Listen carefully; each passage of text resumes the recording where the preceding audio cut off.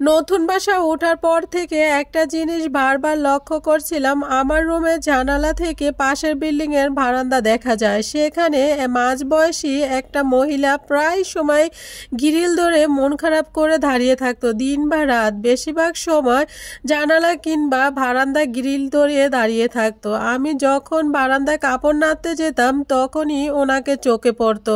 কখনো কখনো মাঝরাত্রে ঘুম থেকে উঠে বাথরুমে যাওয়ার সময় বারান্দা থেকে চাপা কান্নার স্বর ভেসে আসতো। বিষয়টা দুই একবার আমি আমার হাজব্যান্ডকে বললেও সে খুব একটা গুরুত্ব দেয়নি। একটা সময় না পেরে তারপর আমি মহিলার সাথে কথা বলতে গেলাম। জানতে চাইলাম ওনার কি এমন দুঃখ, কি এমন কষ্ট যে জীবনটা একটা বারান্দা সীমাবদ্ধ হয়ে গেল। তো কথায় জানতে পারলাম উনি একজন ক্যান্সার রোগী। ডাক্তার সময় বেঁধে দিয়েছে, বরঞ্চ 7 থেকে 8 মাস উনি বাঁচবে। এখন ওনাকে দেখাশোনা করার জন্য ছোট বোন এসেছে, সে সংসার সামলাচ্ছে। হাজব্যান্ড ভালো প্রতিষ্ঠানে চাকরি করে, একমাত্র ছেলে কলেজে পড়াশোনা করে হোস্টেলে থেকে। বাসায় এখন ওনারা 3 জনই থাকে। কথাগুলো শুনে ভেতরটা কেমন জানি শূন্যটা হয়ে গেল। মানুষের জীবনটা আসলে কত রকম না কষ্ট থাকে। আমি ওনাকে আপা বলে ডাকতে শুরু করলাম। এরপর থেকে টুকটাক প্রতিদিনই আপার সাথে কথা হতো। আমি চেষ্টা করতাম ওনাকে ভালো থাকার জন্য, ভালো রাখার জন্য। অল্প কিছুদিনে আপু কেমন জানি আমার অনেক আপন হয়ে গেছে। একদিন দুপুরবেলা আপু ডাকাডাকিতে আমার ঘুম ভেঙে গেল। দৌড়ে বারান্দায় গেলাম। আপাকে কেমন জানি উস্কো খুস্কো লাগতেছে। আমাকে দেখে মলিন গলায় বলল, তোমার বাসায় চিংড়ি মাছ আছে? আমার খুব চিংড়ি মাছ ভুনা খেতে ইচ্ছে করছে, আমার জন্য নিয়ে আসবে? কথাটা শুনে আমার মনটা খারাপ হয়ে গেল, কারণ এই প্রথম আপা নিজের মুখে আমার কাছ থেকে কিছু খেতে চেয়েছিল। কতবার কত কিছু সেধেছি কিন্তু কখনো কিছু নেয়নি। এই প্রথমবার যাই চাইলাম তা সেটা বাসায় নেই। তা আপাকে বললাম, আপা আমি তো পাবদা মাছ দিয়ে ঝোল রান্না করছি আর টমেটো টক রান্না করছি, খাবেন? আপা খুশিতে আগ্রহ হয়ে বলল, অবশ্যই খাবো, আমার খুব খিদা পেয়েছে। বাসায় তো কেউ নেই। আমার ছোট বোনকে টুকটাক কেনাকাটা করার জন্য আমার হাজব্যান্ড বাহিরে গিয়েছে। ঘরে যা যা রান্না করা ছিল সেগুলো মুখে দিতে ইচ্ছে করছে না, এখন আর রুচিতে কুলায় না, তাই তোমাকে বললাম। কিছু মনে করো না বোন। আমি তড়িঘড়ি করে টিফিন বক্সে করে প্রথমবারের মতো আপুর বাসায় গেলাম। আপার বাসায় যেতে আপার রুমে আমাকে নিয়ে গেল। আপার রুমে গিয়ে আমি দেখতে পেলাম, আশ্চর্য হয়ে গেলাম, সিঙ্গেল একটা বেড, খুব এলোমেলো অগুছানো এক্সট্রা একটা রুম, সাথে একটা বারান্দা, আর পাশের রুমটা খুব গুছানো পরিপাটি। দেখেই বোঝা যাচ্ছে তার কাপড় রুম হিসাবে তো আপুর রুমটা কাপড় রুম থাকার কথা ছিল। আমার মনে হাজার রকম প্রশ্ন ঘুরপাক খাচ্ছে। তারপরও চুপচাপ ছিলাম আমি, কারণ আপু তৃপ্তি সহকারে টুকু খাবার খাচ্ছে। খাবারটা শেষ করে আমার কাঁধে হাত রেখে বলল, কতদিন পরে টিকটি সহকারে খেলাম নিজেও জানি না, আল্লাহ তোমাকে অনেক সুখী করুক। তারপরে আপু ছেলে ছবি দেখালো, কত গল্প করলো। আমি সব মনোযোগ সহকারে শুনলাম। হয়তো অনেকদিন পরে মন খুলে কথা বলছিল। আমি মনে কনফিউশন আগ্রহ আর ধরে রাখতে পারলাম না, তাই জিজ্ঞাসা করে ফেললাম, আপু পাশের রুমে কে কে থাকে?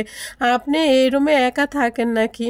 আপা মুহূর্ত স্তব্ধ হয়ে গেল, অন্যদিকে তাকিয়ে বলল, তুমি যেহেতু জিজ্ঞাসা করছো বোন বলে ডাকো, তোমার কাছে আর কি লুকাবো। আসলে আমার ওইটা সতীনের সংসার, আমার বোনের নয়।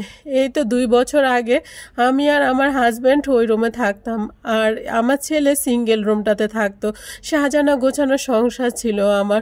আমি কিছু বলার আগে উনি 2 হাত ধরে বলছিল, আমার জীবনে অনেক দুঃখ, কাউকে কিছু বলতে পারি না, খুব আশপাশ লাগে। আল্লাহকে বলি, কিন্তু আল্লাহ তো আমাকে সান্ত্বনা দেয় না। তোমার কি 2 দণ্ড সময় হবে আমার কথাগুলো শোনার? এটা বলে আপু ঝরঝর করে কান্না করে ফেললো।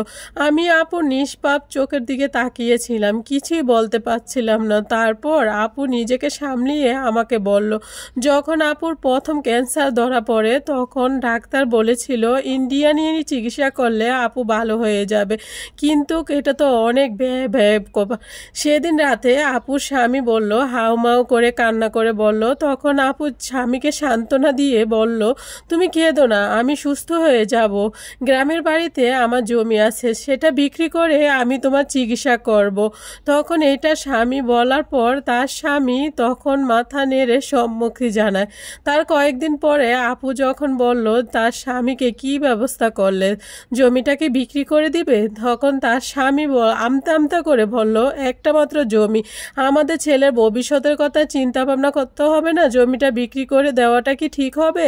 তাছাড়া তুমি যে ঠিক হবে এমন তো কোনো শিওরিটি নেই, ডাক্তার তো আমাদের কোনো শিওর দেয়নি, যদি দিত তাহলে না হয় জমিটা বিক্রি করে ফেলতাম। আপা বলছিল। আমি খুব অবাক হয়ে তাকিয়ে দিলাম, তুহিনের বাবার মুখটা দেখছিলাম, হুট করে দেখলাম ওর চেহারা কোনো মায়া নেই, ভালোবাসা নেই। তখন মনে হয়েছিল তাহলে কি আমি এতক্ষণ মরিচিকার পিছে ছুটেছি? 19 বছর সংসার করার পর তার মনে হলো আমার মৃত্যু মেনে নেওয়া খুব সহজ। সেদিন থেকে মৃত্যুর ভয় শুরু হলো আমার। আমি নিশ্চিতভাবে মৃত্যুর কবর গন্তে শুরু করলাম। তার কিছুদিন পরও তড়িহড়ি করে আমার ছেলেটাকে হোস্টেলে পাঠিয়ে দিল ওর বাবা পার্মানেন্টভাবে।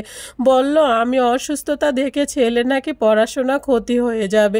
সেদিন বুঝতে না পারলেও তারপরে ঠিকই বুঝতে পেরেছি ছেলেকে কেন হোস্টেলে পাঠিয়ে দিল তড়িহড়ি করে। সে আরও বলল তার স্বামী তাকে বুঝিয়েছে তার দেখাশোনা করার জন্য একজন লোক লাগবে, তাই সে বিয়ে করে আরেকটা বউ নিয়ে আসে। কিন্তু আমার খোঁজ নিতে এই ঘরে তো কেউ উকিও দেয় না, বরং আমার শরীরের যন্ত্রণা যখন চিৎকার করি তখন তারা বিরক্ত হয়ে দরজাটা লাগিয়ে দেয়। আমি রাতের বেলা বারান্দায় বসে থাকি। এই ঘর থেকে যখন পাশের রুমে স্বামীর হাসি ঠাট্টার আওয়াজ শুনি তখন আমার ভীষণ কষ্ট হয়। আমার শারীরিক কষ্ট থেকে মানসিক যন্ত্রণাটা অনেক বেশি। একদিন রাতে আমার স্বামী নতুন স্ত্রী দাবি করলো তাকে নতুন একটা ফ্ল্যাট কিনে দিতে। তখন আমার স্বামী তাকে সান্ত্বনা সহকারে বলল, এখন যদি আমি ফ্ল্যাট কিনি তাহলে মানুষ খারাপ বলবে, যেহেতু আমার চিকিৎসা করেনি। আর কয়েকটা মাস, তারপরে তোমার মনের মতো করে সব গুছিয়ে নিও। সেদিন সারা রাত আমি হাউমাউ করে কান্না করছি। কার জন্য আমি সংসার সাজালাম, কাকে আমি জীবন দিয়ে ভালোবাসলাম, সে কিনা শেষ পর্যন্ত আমার মৃত্যুর প্রহর গড়ছে। আমি তখনও কিছু চাইনি কখনো ওর কাছ থেকে। তখন কথাটি বলতে বলতে আপু জোরে জোরে শ্বাস নিচ্ছিল, বুঝতেই পারছিল না আপুর খুব কষ্ট হচ্ছিল। আপুর কথাগুলো শুনে আমার চোখ দিয়ে পানি পড়তেছে, বারবার আমার স্বামীর মুখটা আমার চোখের সামনে ভেসে উঠতেছে। আপুকে সান্ত্বনা দেওয়ার মতো আমার কোনো বাসা নেই। তারপরও আপুকে কোনো রকমে আমি ভুষিয়ে বাসায় চলে আসলাম। সেদিন বাসায় এসে কেন জানি আমার হাউমাউ করে কান্না করছিলাম, আল্লাহ যেন এমন কষ্ট, এমন নির্মম কষ্ট আর কোনো মেয়ের জীবনে যেন না দেয়। আমি তারপর কয়েকদিনের জন্য গ্রামে গিয়েছিলাম। যাওয়ার আগে আপাকে কথা দিয়েছিলাম এসে আপাকে চিংড়ি মাছের বুনা খাওয়াবো, কিন্তু কয়েকদিন পরে এসে আপাকে আর পেলাম না। শূন্য বারান্দাটা হা হা করছিল। আপাকে না পেয়ে ছুটে গেলাম আপার বাসায়। শুনলাম আপার আর পৃথিবীতে নেই, কিন্তু আপা তো আরও কয়েকদিন বেঁচে থাকার কথা ছিল। জানতে পারলাম আপা ক্যান্সারে নয়, হার্ট অ্যাটাক করে মারা গিয়েছে অতিরিক্ত মানসিক চাপের কারণে। কতটা কষ্ট নিয়ে আপা এই পৃথিবী ছেড়ে চলে গেছে। মৃত্যুর আগে না পেল স্বামীর ভালোবাসা, না পেল ঠিক মতো চিকিৎসা, না পেল একমাত্র সন্তানের শারীরিক নির্যাতন।